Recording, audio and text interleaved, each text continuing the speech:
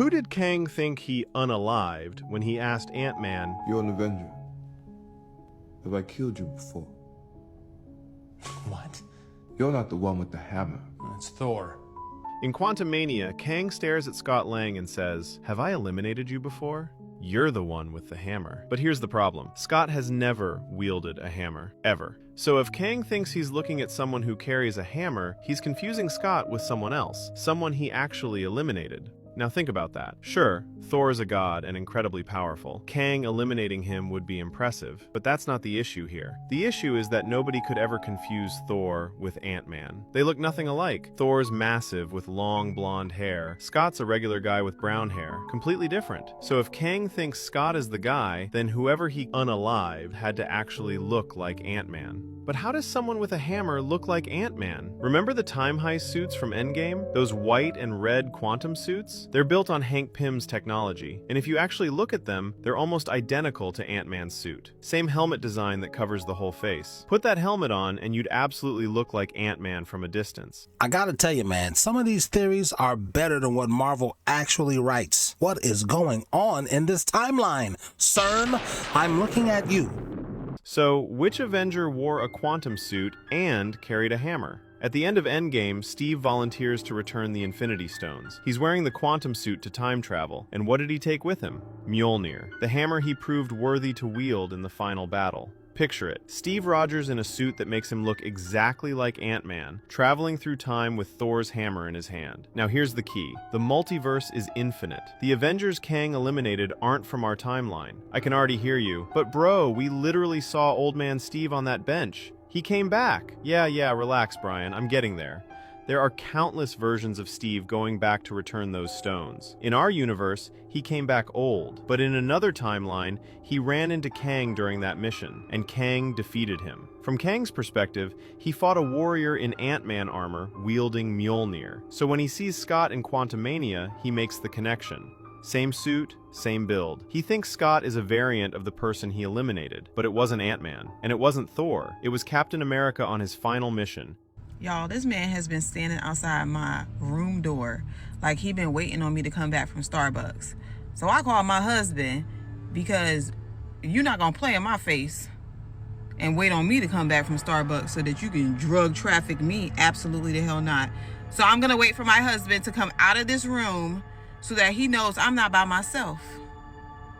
Because that's how they stealing people now. Just look at him. He's just chilling.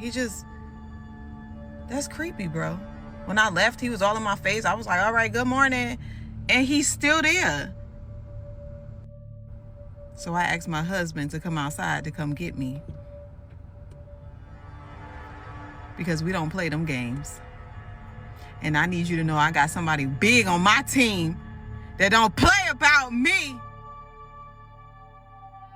Good for you, ma'am. Showing these women who constantly say, "I don't need a man," a practical reason why. Yes, you do. This commenter said him watching your husband and rethinking his plan. Yeah, he sure was looking like, are you gonna beat? Say you're gonna beat. Are you gonna beat? Say you're gonna beat. Are you gonna beat? Say you're gonna beat. My ass, my ass.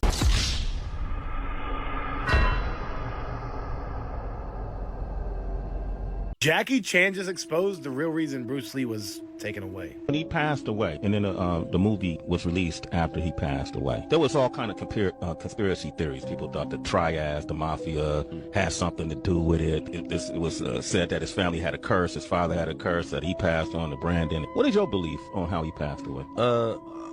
What's the story in the West? I don't know. No, you don't know the story. That is the first significant part. What do you guys think? Because there's what you people in the West think, and there's what us people in the East know. Same thing with black culture. There's what they taught us in the West about black people. There's what people in the East know about black people. It's so interesting. It wasn't until my Korean wife kind of introduced me to the fact that we know more about your history than you do. That in and of itself is creepy. Why? Because everything we've been taught was a lie. Some people still want to believe racism, but you know, it is what it is. Let's keep going. The story in the West that there was... How Bruce Lee... They said it was a couple. Yeah. They said he upset it because of his success in the film industry and taking the martial art around the world, that he upset it, the triad, mafia organization. No. Okay, that wasn't true. The others said that he was fighting a curse that was... No, that's not true? Not okay. true. So what? So can you that news in the public. I think in the old days, 30 years ago, because the communication not fast enough. Yeah. There's no internet. Nobody knows. He in somebody's house. Yeah, that's everybody knows. Do you know why Satan was willing to risk everything just to steal Moses' body? And why the Archangel Michael had to step in personally because of it? Yes, and because of my Muslim friends, I do. Well, I need more Muslim friends like this, and I am on the prowl for some, figuratively speaking. But anyway, they told me it's because Satan uses memorabilia to make people worship things. Satan will disguise himself as a human. We know ghosts and these unembodied whispers that we hear. Yeah, that'd be Satan and his demons. And they'll say something like, yo, this person should be memorialized. And everybody will be like, yeah, let's do that. That's true. Generation. Over the generations, someone says, yo, you should start worshiping that. You're just showing your homage by worshiping it. And God said, don't have any other gods before me. And the people who Moses let out was notorious for worshiping sticks and stones and golden calves. And, you know, he was gone for 40 days and they started worshiping these stinking assholes. Didn't they? Or who really knows? But if Satan could find Moses's grave, he could tell people, oh, memorialize this guy's grave. He's such a great man. And then generations, 400, 500 years pass. Eventually, he'll say, you should worship that. And humans will. A lot of us will. But that's what I was told. Let's see what the AI says. This isn't mythology. It isn't a legend. It's one of the most shocking and most overlooked moments in the Bible. Moses had already died. From a human perspective, the story should have ended right there. But Satan fixed his eyes on Moses' body because he understood something deadly well. If he could turn that body into a holy relic or a sacred site, he could distort an entire generation's worship. People would start lining up to venerate a grave, to touch sacred objects, still saying God's name with their mouths, while slowly forgetting the one who actually brought them out of Egypt. All it takes is a tiny shift in focus, and an entire generation's faith can be warped. And in the middle of this unseen conflict, Michael came down on God's assignment. He didn't argue with Satan. He didn't launch some CGI heavy angel war. He simply stood at the boundary and said one sentence, "The Lord rebuke you." In the spiritual realm, that was a seal. Moses belonged to God, and even his body would be handled by God alone. Scripture says God himself buried Moses and hid the location, so no one could take his servant and repackage him into a new idol. Because the truly terrifying thing isn't a body, it's that Satan has always been an expert at building spiritual idols. He can use a leader, a testimony, a gift, and slowly replace the real Lord in your heart. A life that truly belongs to God can't be taken, not by death and not by darkness. Hot take, but you should have multiple women at the same time. Wrong. If you play your cards right, man, one is more than enough. First, who are you to disagree with her? And second, let's hear her out. I'm trying to listen to her take. You just cut her off like it's just like that, dude. Third, whatever happened to the saying, what you eat don't make me shit? I swear to God, CERN, this timeline sucks. Having too many is how the feds will get you. Speaking of which, did you guys know that by the time Martin Luther King Jr. made his I Have a Dream speech, the FBI was already surveilling him, tapping his phones, bugging his hotel room? All right, don't try to bring MLK into this. That don't got nothing to do with that. That's fourth at this stage. And fifth, you said having too many. One is too many for you to deal with. That's not what everybody is on. But after he gave this speech, it significantly raised his profile within the FBI. They marked him as one of the most dangerous and effective leaders in the civil rights movement. Also, his opposition to the Vietnam War and his campaigning for economic reforms put an even bigger target on his back. He was assassinated just 5 years after giving the speech. The man they convicted for this was James Earl Ray. He did plead guilty to the charges, but it was to avoid the death penalty. The physical evidence they had against him was a duffel bag with the weapon left on the sidewalk after the event. His fingerprints were all over it. But when they did a ballistics test, The results were inconclusive. Ray later retracted his guilty plea and maintained his innocence. King family for years has also publicly said they think he's innocent. The Department of Justice did an investigation in the year 2000, finding that there was no evidence of a government conspiracy. So I guess we can put this one to rest. Nothing to see here, folks. See, what did any of that have to do with only having one wife? I swear to God, these Paul, formerly the Roman known as Saul ass niggas. Why did Paul warn against us being married? The unmarried man is concerned about the Lord's affairs, but the married man is concerned about the affairs of this world. Marriage isn't sinful, but it can split your focus. God desires your whole heart. Have you ever wondered what a humiliation ritual for celebrities looks like? If not, just take a look at this video. In it, you can watch a young streamer who recently began growing abnormally fast on social media, gaining hundreds of thousands of subscribers and millions of views literally every day while running very passive video game streams daily. However, quite recently, without any hints or build-up, he decided to appear on one of his streams wearing a dress, behaving very unnaturally, showing a fake smile, unnatural laughter, and most importantly, completely censoring any questions about his appearance or why he suddenly decided to dress this way. This shocked the internet and sparked a lot of discussion about whether this appearance could be a real humiliation ritual that, according to rumors, virtually all Hollywood stars, bloggers, YouTubers, and now even streamers are supposed to go through in order to gain fame. But what do you think about this situation? Is it a humiliation ritual, or did the streamer simply decide to suddenly change his image? I think, why would they even need you to do that if there's no God? Wait. If there's no devil, there's no need for a God. If there's no God, there is no need for if there's no after everything, after the simulation is over, there's no need for that. That being said, why do I need to do this? Everything is LGBTQ friendly. No one's getting persecuted for being gay anymore. Why do I need to do this? You don't have an explanation. Shut your bitch ass up. This is not for you, my dear viewer and listener. I love you guys. I'm talking to these weirdos who just are bots. Use an AI rage bot. If you don't have an answer, shut your bitch ass up. There's a running joke in the film industry that the most creative people in it are the accountants, and let me explain why. So for example, Tobey Maguire's Spider-Man made over $800 million in the box office with just a budget of $140 million. Profitable, right? Not according to the studio. You see, Stan Lee had to sue Marvel because he was told he would get 10% of the profits of the film. However, they told him that it never even broke even despite making all of that money and becoming one of the largest franchises in the world. If it never broke even, then why did they make another one? And the answer to that is Hollywood accounting. So this is where film studios and producers will claim that a movie is less profitable than it actually is so that they can get more tax write-offs. And they do this in a variety of ways. One of the most well-known is the Tabashi scheme, where they'll take two films that come out around the same time and attribute some of the losses from one film to a more profitable film so that it makes the more profitable film look less profitable so that they don't have to pay as many taxes on it. Now, the legalities of it all, of course, are very complex, and there have been multiple times where people have gone to court over this, such as the Stan Lee case. Another major one is the Lord of the Rings trilogy, which according to New Line Cinemas was a major loss for the company, which caused Peter Jackson and several members of the crew, including the Tolkien estate, to actually have to sue them so that they could get their money that they were owed.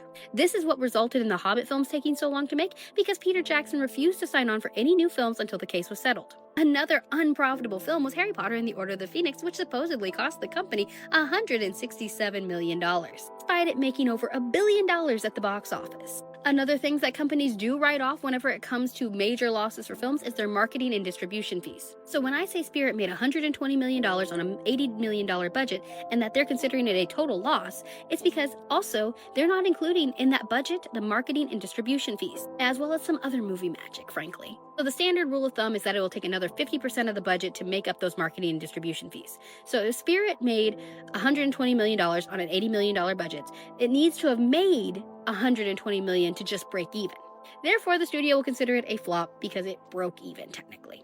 And honestly, how distribution costs work is insane. So for some films, they have to pay to have a distributor, and on average, the distributor will take 30% of the ticket sales from the theater. So 30% of what you pay for a ticket is likely going to a distributor, which could be Universal Pictures, MGM, there's a lot of them. But Disney is its own distributor. They don't have to pay somebody else.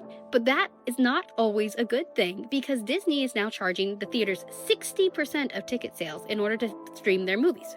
So what does that mean? So if they refuse to pay that 60% of the ticket price to Disney, they won't be able to show any of their major blockbusters. No Star Wars, no Marvel, any of that. And Disney knows that theaters need that. So at the end of the day, some of these movies may be profitable and the studios are reporting them as a flop or a loss, and they're actually not.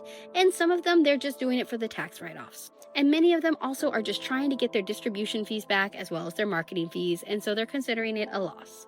Often we don't know exactly what goes on behind the scenes, but it is a messy process and it is very, very complicated. So when your favorite movie is called a flop, it doesn't mean it's a bad movie. It just means the studio might be trying to screw it over. I just wanted to put this in for my black people because white folks be fucking over white folks too. It's not about racism. It's about their evil fucks worshiping the devil. And the devil don't like any of you humans. You remind him of Adam. Listen, we believe in UFOs, werewolves, time travel, and other dimensions. You don't believe humans remind Lucifer of Adam, but you believe in Swamp Thing. Okay. No, okay. I get it. This church has never been this packed. It must be the Spirit. Yeah, it's the Spirit, all right. The spirit of lust, you fucking hussy. Y'all don't see the lineup? Yeah, Jay-Z is setting Diddy up. Finally watched the godforsaken docuseries, and when I tell you there was one name smacking me in the back of the head the entire time, and that name was Jaguar Wright, because like many of you, I know you're out there, I know you exist. I drank the Kool-Aid on a lot of things in 2020 because, well, what the fuck else would I be doing? I don't bake sourdough. I don't. Aside from our current president, there are few people as divisive as Jaguar Wright. But then I realized that in all the time that I was watching her, I never asked two important questions. One, who is this woman? And two, why do we hate Jay-Z? Jaguar Wright was born on May 17, 1977 in New Jersey to an extremely religious household. So I'm sure her getting pregnant at 16 was not ideal, but according to her, her family did help her raise her son. She saw a dream ahead of her of being a rapper as the way to create a beautiful life for her and her son, and she had her vocal coach's support. So Jaguar would start attending open mic nights and singing in Philadelphia while working as a cashier and a roadie to make ends meet. Now, Philadelphia at this time was having a neo-soul renaissance, and at the root of that was the Roots themselves, because it's in the living room of their drummer Questlove where Black Lily's Women in Music series would launch in 1999. This was a weekly jam and open mic event for emerging female artists that would first live in New York City before moving to Philly full-time, finding its home at the 5 Spot. The creators of this event were Tracy Moore and Mercedes Martinez, who together themselves were a duo, and they went by Jazzy Fat Nasties. They often opened for the Roots, especially in the early days, because Mercedes was married to their manager and his name was Rich Nichols. Jaguar would find her way onto the Black Lily stage, eventually securing her spot as a weekly regular. It's here that it seems like the rap career goes on the back burner and we're focusing on the vocals, and she can sing. She can sing.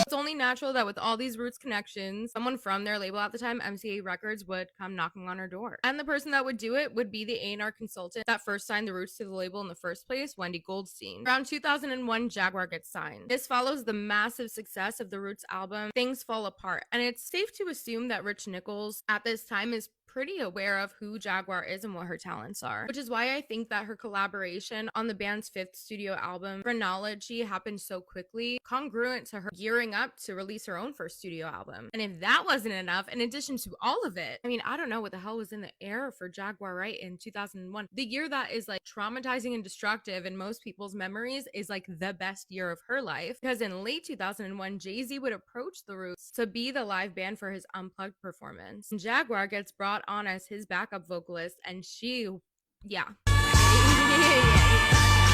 But as high as this high might seem, I think this is where we start to go a little wrong. After the Unplugged session gets released, lots of people take note of Jaguar, and she gets photographed performing with Jay-Z and the Roots in January of 2002. And this is the same year that her first studio album, Denials, Delusions, and Decisions, would drop, and it hits number 56 on the Billboard 200. While she didn't get mainstream success off of it, there were definitely a couple of hits that could qualify as like cult classics. The next year, 2003, Jaguar is finishing her second studio album when MCA folds into Geffen Records and her record gets shelved along with a lot of other projects. But that doesn't include the Roots, of course, who would go on to record The Tipping Point under that new brand label umbrella. The Roots would record that album in the same year that Jay-Z would hold what he would call his retirement party at Madison Square Garden. This was like his farewell performance. Lots of celebrities are in attendance performing on that stage, and to back all of them are the Roots. Jaguar does not seem to be invited to that, but she is photographed in attendance at the red carpet premiere of Jay-Z's 2004 documentary Fade to Black. The following year, 2005, Jaguar releases her second studio album after securing the tracks from what was MCA to be transferred to an indie label, marketing it as divorcing the hype to marry the real, which I think is dope. I feel like that was her saying, I'm not waiting for this label to like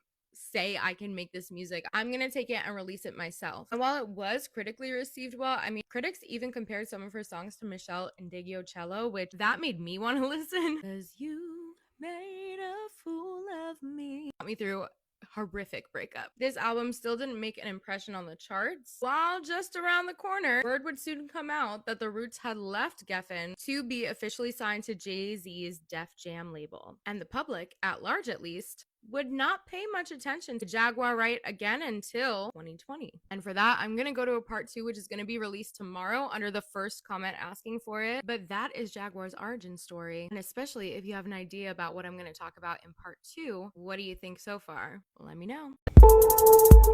Thank you to my channel members. We said thank you. Ha! To my channel members. No diddy when I say member. Thank you to my channel members. Fuck you if you're not a member. Nah, I'm just kidding, but seriously, join. Thank you